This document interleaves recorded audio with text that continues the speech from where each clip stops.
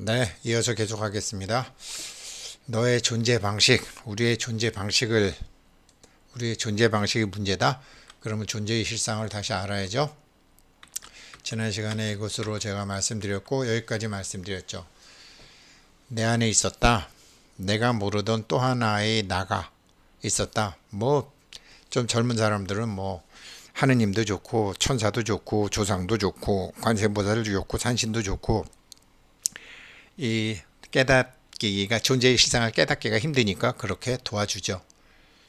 어느 때까지는 그게 48살, 50살, 늦게는 54살까지는 도와준다라고 저도 도판에서 듣긴 들었습니다. 그거를 이제 길을 이끌어주는 사람이라 그래서 일로 인도해주는 신, 이렇게도 얘기하죠. 자기가 하는 일에 나타난다. 근데 가령 이제 뉴스 같은 거 보게 되면 이제 테니스 라켓 같은 거, 프랑스 테니스 선수 부누아 페르가 라켓에 화피의리를 하는 거죠. 라켓을 두들겨 부셔버리는 거죠. 이런 거는 조코비치가 제일 많이 하죠. 조코비치가 제일 많이 해서 막 부시기도 하고 막 그렇죠. 이 세르비아 친구. 세르비아에 있는 제가 사는 사람들은 참 테슬라의 원래 고향이 세르비아죠. 조코비치가 이런 거 조코비치의 라켓 두들겨 부시기는 나라와 대회를 가르지 않고 지 맘에 안 들면 다 두들겨 부시는데 너 이제 나중에 고생한다 봐라. 정현 선수 조코비치를 한번 이겼던 정현 선수도 이게 라켓한테 화를 내고 무슨 이게 다 존재의 실상을 몰라서 그렇습니다. 얘네들 다 48살 안 됐죠. 젊은 애들이죠. 고생합니다. 이제 안 봐도 그냥 보입니다. 골프, 테니스만 그런가요? 골프도 그렇죠. 막 골프채 집어 던져요. 존재의 실상을 모르니까. 존재의 방식도 모르니까.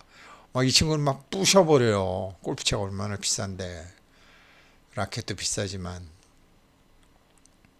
그런데 우리 몸이 골프채라는 거죠. 골프 치는 사람은 다르다라는 거죠. 이거 완전히 귀신한테 빌려주면 이거 무당 박수가 되는 건데 약간 도움 받지만 실제로 색의 나와 공의 나, 내가 알고 있던 나와 보이지 않던 나.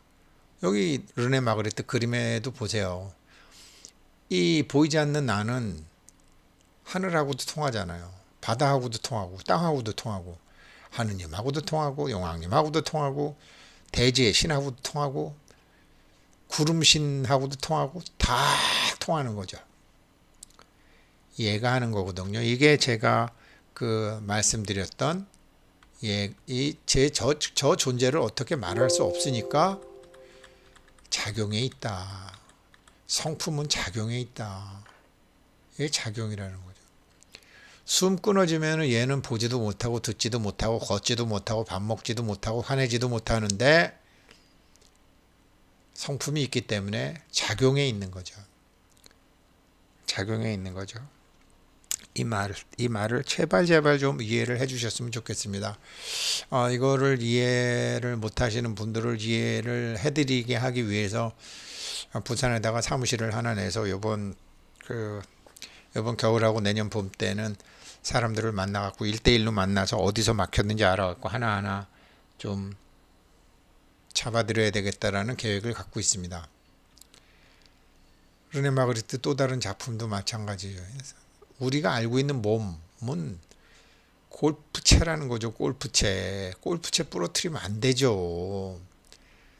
골프 치는 사람이 보이지 않는 나가 있는데 르네 마그리트의 이런 영적인 작품에 사실은 존재의 실상이 담겨져 있어요. 그러면 존재의 방식은 어떻게 하느냐?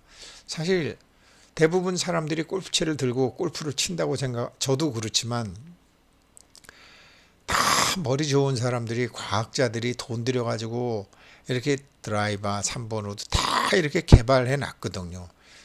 처음에 저도 골프 칠 때 날라오는 야구공은 맞히는데 딱딱 맞힐 수 있겠는데 그냥 가만히 놓여있는 골프채가 안 맞더라고요. 이렇게 삐뚤어름하게 생겼거든요. 전부 다.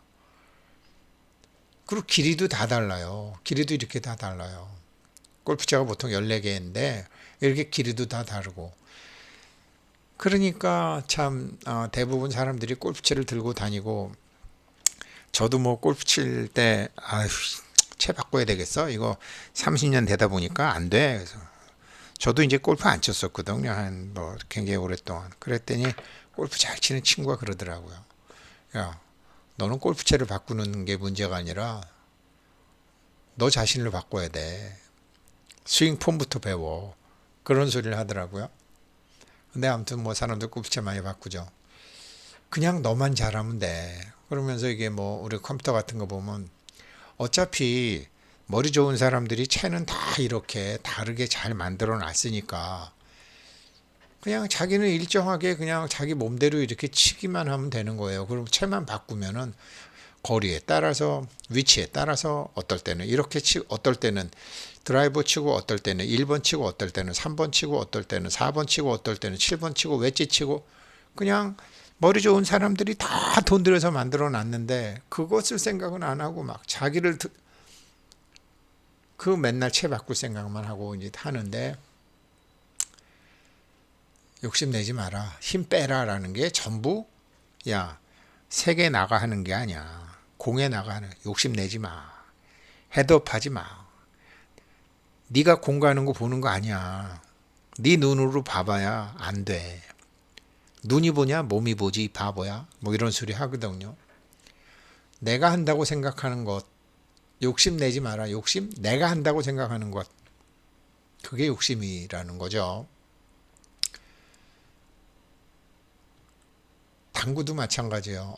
스롱피압이 뭐 참 개인적으로는 이런 생각도 합니다. 참 옛날에는 알다마 R4구를 치다가 요즘은 전부 3구를 치던데 세상이 3구가 좀 어렵잖아요. 암만 해도 4구보다. 사람이 하는 짓은 이게 다 하늘에서 일어나는 일과 관련이 있거든요. 대부분. 이제는 누구를 직접 만나는 게 아니라 쿠션, 쓰리 쿠션. 그러니까 내가 저 사람을 꼬셔야지라고 꼬시고 거짓말하고 하는 게 아니라 언론을 섭외하든지 누군가에게 삼자가 이루어져야지 되는 세상이라는 거죠. 스롱피아비는 원래 캄보디아 여자인데 한 20몇 살 때 한 30살 많은 한국 남자랑 결혼을 했죠. 근데 그 한국 남자분이 굉장히 좀 사람이 좋으신 분이었는지 자기 젊은 마누라를 그 당구를 가리키는데 완전히 당구 천재가 돼가지고 뭐 우리나라 대회에 다 휩쓸고 지금 캄보디아 가면 뭐 우리나라 김연아 선수나 김연경 선수보다도 더 그냥 국민적인 영웅이 되는 스롱 피압이죠. 아직 그 한국 사람이랑 결혼했지만 한국 국적은 아직 못 받았는지 일부러 못 받았는지 그 캄보디아 국적으로 이렇게 하고 있습니다. 그래서 근데 이렇게 보면 실제로 이제 사람들은 이렇게 당구를 이렇게 치죠. 이렇게 치는데 방송에서 보여주면 이렇게 하늘에서 보여줘요. 하늘에서 보여주니까 위에서 보여주니까 사실 길이 보이는데 이렇게 하면은 사실 당구 치다 보면 길이 잘 안 보입니다. 위에서 이렇게 볼 수 있는 거는 결코 내가 아니다. 그러나 항상 이렇게 보고 있는 것은 보이지 않는 나, 공의 나, 예지껏 인정하지 못했던 나는 전부 이런 식으로 보고 어떻게 될 건지 다 보인다라는 거죠. 이걸 안 써먹냐 이거죠. 이거를 써먹을 줄 아는 게 존재의 방식인 거죠. 이것도 역시 이것도 르네 마그리트 작품입니다. 르네 마그리트 얼굴이 아니고요. 자기 얼굴이 보는 게 아니고 뭐 달인지 해인지 모르겠지만 아무튼 하늘이 본다. 그런 관점이죠. 자꾸 네 어깨 위에 달려 있는 그거 무거운 거 그거 걔는 잘못된 눈이야. 잘못된 귀야. 너 걔가 믿고 걔가 하는 대로 살다가 오늘날 이 모양이 된 거야. 니네 엄마가 너 국민학교 넣을 때 그 시작은 창대하였으나 끝은 미미하였던 것처럼 네 일생이 그런 거야. 너는 여태까지 50%의 너를 버리고 50%의 너만으로 살았으니 축구를 두 발로 하는 놈하고 한 발로 하는 놈하고 어떻게 같겠니? 지금 르네 마그리트가 우리한테 그거를 얘기해 주고 있는 거예요. 그런데 이제 뭐 말씀드렸지만 이런 식으로 우리가 다 참, 자기가 보고 싶은 것만 보고 자기가 듣고 싶은 것만 보고 자기의 생각한 것만 보는데 그러다가 보니까 맨날 뭐 이렇게 이성 생각, 노는 생각, 앉아서 쉬는 생각, 어떤 생각을 하든지 이거는 공에 나는 다 보고 있거든요, 위에서. 어떤 생각을 하든지 보이지 않는 나는 다 알고 있거든요. 맨 이런 생각만 하니 뭐가 되겠어요? 그래서 참 사람의 크기가 문제가 아니다. 사람의 크기가 문제가 아니고 사람이 크기가 다른 게 아니라 사람이 모양이 다르더라. 그래서 옹기도 있고 종기도 있고 뭐 이런 옹기도 있고 저런 옹기도 있고 이런 종기도 있고 저런 종기도 있다. 깨달아도 똑같다니까요. 깨달은 사람들 보니까 깨닫기 전과 깨닫기 후가 바뀐 게 하나도 없어요. 이걸 옛날에 성철 스님이 산은 산이요 물은 물이다라고 얘기한 거거든요. 하나도 안 바뀌어요. 어? 깨달았으면 부처님처럼 막 누가 와서 막 자기한테 절도 하고 막 돈도 갖다 주고 뭐 그럴 줄 알았는데 아무도 안 갖고 오네. 내가 깨닫고 나니까 이게 예수님처럼 이게 사람들이 막 내 말을 들으러 오고. 근데 예수님은 들으러 가신 게 아니라 자기가 고생을 하시면서 다 그 깨달음을 알려주려고 하시다가 이제 그 로마에 이제 미움을 받게 돼가지고 그렇게 희생을 당하셨지만 아무튼 그분은 자기 자신이 깨달은 거를 가르쳐 주려고 막 하셨던 분이죠. 그런데 깨달으면은 뭐 사람들이 다 찾아오는 곳으로 그렇게 잘못 알고 있는 것도 많죠. 안 바뀌어요. 하나도 안 바뀝니다. 제가 깨달았다는 사람들 보니까 옛날에는 근데 정말 그 사람들 깨달은 사람이에요. 제가 보니까. 근데 그 사람들이 깨닫기 전이나 깨닫기 후나 똑같나? 그릇의 모양이 바뀐 게 없어요. 그릇은 무엇인가를 하기 위한 용도잖아요. 써야 되잖아요. 그러니까 자, 존재의 실상을 점점 제가 지금 말씀드리고 존재의 방식을 바꾸시려면 이제는 50%의 한쪽 다리만 갖고 축구를 하던 내가 이제는 두 개의 다리를 가졌으니까 이제는 축구장과 공을 활용하는 방법이 달라지겠죠. 동네 미니 축구장에서 하는 게 아니라 정식 축구장, 세계적인 축구장에서 할 생각을 가져야 되겠죠. 자, 50%의 나만 알다가 이제 막강한 50%의 나를 만났으니 당연히 할 일을 찾아야죠. 명확한 할 일을 찾아라. 제가 명확히 제 인생의 목표를 잡은 지가 지금 한 달이 안 됩니다. 저도 곰곰이 생각을 해봤어요. 나는 무엇을 해야 되는가? 그러면 이제 그동안 갖고 있었던 게 막연하더라고요. 그런데 그거를 나는 이걸 해야 되겠다. 이거를 하라고 보이지 않는 내가 내 몸을 대출받아 갖고 나와 갖고 지금 하고 있는 거구나. 나는 이건가 보다라고 해서 이제 그 방향을 잡았어요.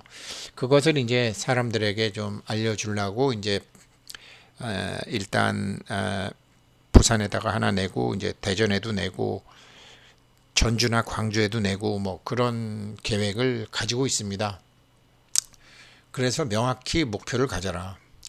생각에 이런 생각만 하는 게 아니라 일의 목표의 생각을 자기가 이미지로 자기가 눈을 감으나 눈을 뜨나 볼 수 있어야 돼요. 그걸 시각화라고 하고 비주얼라이제이션이라고 하고 뭐 카네기의 인생 법칙이라든지 뭐 아무튼 뭐 시크릿이라든지 모든 것에 공통되게 나오는 게 눈으로 볼 수 있게 하라. 비주얼라이제이션, 시각화. 회사에서도 네 하는 게 삼성 같은 데서도 교육하는 게 전부 그 시각화죠. 미래의 비전을 미리 볼 수 있게 만드는 거. 근데 그게 제가 몸을 가지고 뭘 해야 될지 안 지가 지금 한 달도 채 안 됐다고 말씀드렸던 것처럼 다시 한번 이제는 내가 다리가 하나로 축구하는 사람이 아니라 이제 두 다리가 다 생긴 사람이니까 바뀌어야죠. 그거를 찾으셔야 된다라는 거죠. 그리고 이제 이거는 제가 뭐냐면 원래 이제 화식열전에서 그 챕터 13을 하다 보니까 인연대하는 공부인데 예전에 이제 그 이건희 회장님 따님하고 이렇게 같이 공부를 할 때 이제 이건희 회장님 따님이 그 자기 아버지한테 들은 얘기가 이해가 안 되면은 저한테 이제 거꾸로 물어보는 경우가 많았어요. 한 번은 그러더라고요. 에, 일요일 날 집에 있는데 그 이건희 회장이 너 출근 안 하냐?